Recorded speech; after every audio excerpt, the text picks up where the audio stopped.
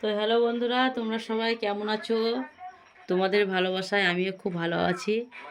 তো দেখো আমাদের নবান্ন কালকে, তো সব সবজিগুলো কাটাকাটি করে নিয়েছি।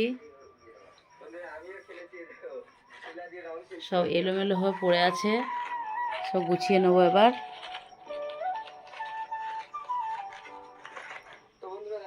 এখানে অনেক রকমের ভাজা কেটে নিয়েছি, 14 রকমের হয়েছে।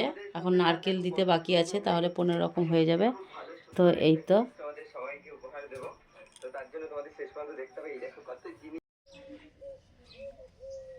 আমরা রাত্রের বেলায় উঠোনে রেখে দিয়েছি। দেখো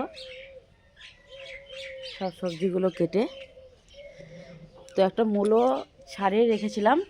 আমাদের হনুমান চলে এসেছে, এই দেখো। তো হনুমানে নিয়ে চলে গেল, কি করব, প্রচুর হনুমান চলে এসেছে।